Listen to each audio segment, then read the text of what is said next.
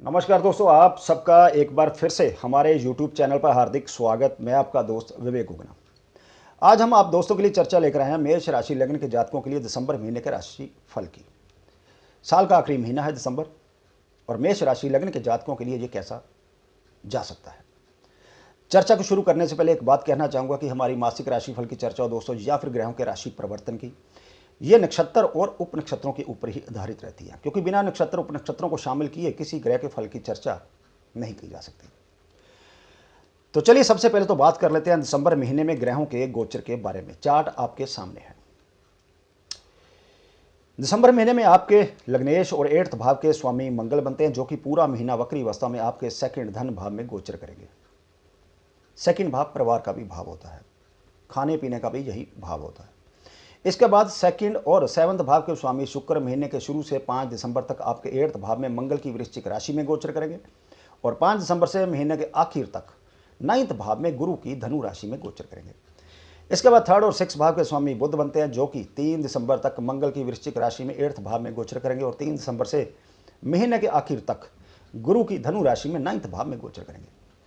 इसके बाद 5th भाव के स्वामी सूर्य, जो कि महीने के शुरू से लेकर 16 दिसंबर तक आपके 8th भाव में वृश्चिक राशि में गोचर करेंगे, और 16 दिसंबर से महीने के आखिर तक 9th भाव में गुरु की धनु राशि में गोचर करेंगे। यहाँ ध्यान देने वाली बात यह है कि दिसंबर महीने में सूर्य शुक्र बुध का ज्योति योग 9th भाव में गुरु की धनु राशि में बनने जा रहा है। इसके बाद 9th भाग्य और 12th खर्चों के भाव या हानि का भाव, विदेश मोक्ष आदि का भाव का स्वामी देवगुरु बृहस्पति जो है दिसंबर महीने में आपके 12th भाव में अपनी मीन राशि में गोचर करेंगे, और पूरा महीना शनि के नक्षत्र पर रहेंगे।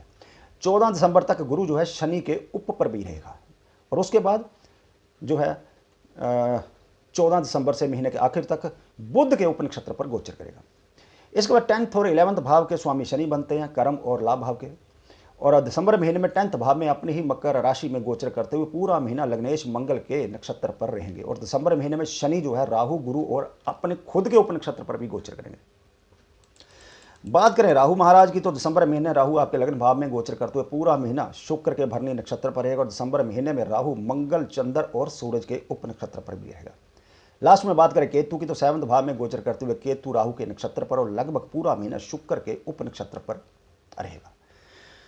तो चलिए जानते हैं दिसंबर का महीना जो है वो मेष राशि लगन वालों की health, family life, love life, married life और कैरियर फाइनेंस के दृष्टिकोण से कैसा रह सकता है। लेकिन इस चर्चा को आगे बढ़ाने से पहले एक बार फिर आप सब दोस्तों से, मित्रों से कहना चाहूँगा, खासकर उन दोस्तों से जो पहली बार हमारे इस यूट्यूब चैनल पर आए और इस वीडियो को देख रहे हैं, यदि आपने हमारा चैनल सब्सक्राइब नहीं किया तो कर लीजिए, नोटिफिकेशन बेल का बटन दबाना ना भूलिए। जो भी वीडियो अपलोड करें यूट्यूब पर, चाहे वो केपी एस्ट्रोलॉजी से रिलेटेड हो या फिर कस्पल इंटरलिंक थ्योरी के केस स्टडी, जो समय समय पर हम आप दोस्तों के लिए अपलोड करते रहते हैं, आप उन्हें मिस मत करिएगा। इसी के साथ यदि आपकी भी कोई क्वेरी हो तो आप दिए हुए इस व्हाट्सअप नंबर पर हमें मैसेज कर सकते हैं। फीस दोस्तों एप्लीकेबल रहेगी।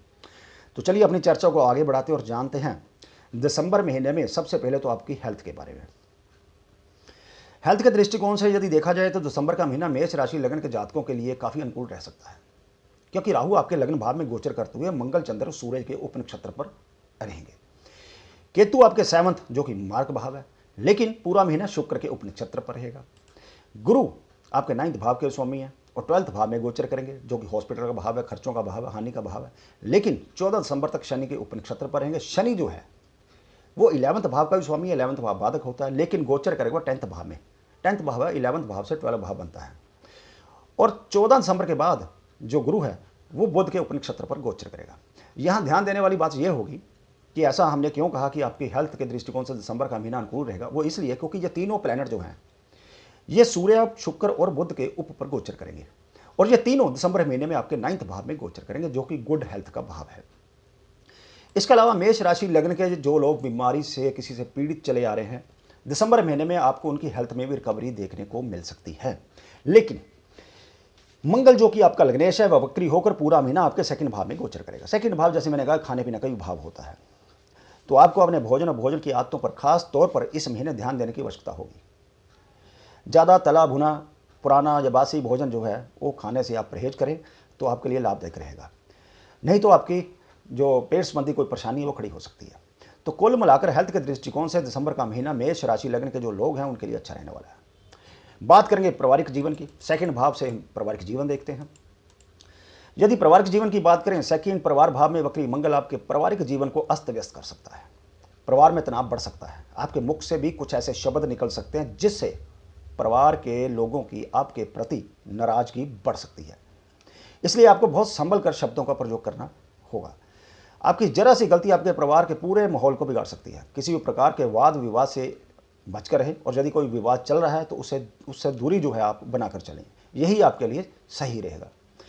फिर भी 3 दिसंबर से महीने के अंत तक थर्ड भाव, छोटे भाई बहनों का भाव का स्वामी बुध जो है 9th भाव में गोचर करेगा और थर्ड भाव को स्पेक्ट देगा, तो जिसकी वजह से आपका अपने छोटे भाई बहनों से संबंध जो है ऑलमोस्ट अच्छे रहेंगे। 4th भाव सुख भाव है, वहां पर शनि और देवगुरु बृहस्पति दोनों का एस्पेक्ट होगा, जिसकी वजह से आपको अपने काम की वजह से परिवार से दूर जाना पड़ सकता है। घर पर किसी शुभ कार्य के कारण भी पारिवारिक माहौल कुछ हद तक हल्का फुल्का रहेगा। इस महीने पिता की हेल्थ को लेकर आपकी चिंता बढ़ सकती है, इसलिए उनकी हेल्थ का आपको ध्यान रखना होगा। कुल मिलाकर पारिवारिक दृष्टिकोण से दिसंबर का महीना मेष राशि लग्न वालों के लिए अच्छा रह सकता है, यदि आप अपने शब्दों को पहले तोलें और फिर बोलें। दोस्तों, बात करेंगे आपकी लव लाइफ के बारे में। दिसंबर महीने के शुरू से 16 दिसंबर तक आपके जो 5th भाव के स्वामी हैं, प्रेम भाव के स्वामी, संतान भाव के स्वामी सूर्य आपके 8th भाव में गोचर करने से आप अपने साथी के निकट काफ़ी आ सकते हैं। लेकिन एक बात का ध्यान रखें, इन्हीं संबंधों की वजह से आपको मानहानि का सामना भी करना पड़ सकता है, इसलिए बेहद संभल कर रहें, सतर्क रहें तथा मर्यादा का पालन करें। ऐसा भी हो सकता है यदि आपने अपने साथी से कुछ बातें छुपाई हैं तो इस दौरान वह बातें उनको पता लग सकती हैं और इससे आपके रिश्ते में तनाव बढ़ सकता है, इसलिए आपको उन सभी बातों का ध्यान रखना होगा। 16 दिसंबर से स्थितियां पूरी तरह से आपके लव रिलेशन को मजबूत बनाने का काम करेंगी, क्योंकि सूर्य जो है वो आपके 9th भाव में गोचर शुरू करेगा, जहां पर बुध और शुक्र पहले से मौजूद होंगे। आप अपने साथी के साथ किसी लंबी यात्रा पर घूमने के लिए भी जा सकते हैं। कुल मिलाकर लव लाइफ के दृष्टिकोण से भी दिसंबर का महीना मेष राशि लग्न वालों के लिए अच्छा ही रहेगा। बात करेंगे आपके शादीशुदा जीवन की, तो आपके 7th भाव में जैसे हमने कहा कि केतु गोचर करते हुए लगभग पूरा महीना शुक्र के उपनक्षत्र पर रहेगा और 6 दिसंबर तक शुक्र जो है आपके 8th भाव में रहेगा। तो जो पहला जो हफ्ता है वो शादीशुदा जीवन के लिए थोड़ा अनुकूल नहीं कहा जा सकता, लेकिन 6 दिसंबर को शुक्र 9th भाव में प्रवेश कर जाएगा। आपके बीच प्यार समर्पण की भावना तो रहेगी, लेकिन केतु के 7th भाव में गोचर करने से इस सब के बावजूद भी रिश्ते में एक अलग सी इरिटेशन या तनाव बना रह सकता है।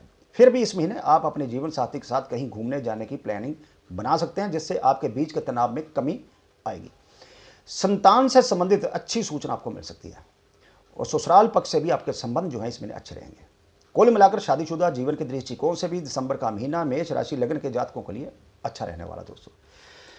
दोस्तों बात करेंगे आपके कैरियर और फाइनेंस की। सबसे पहले बात कर लेते हैं आपके कैरियर की।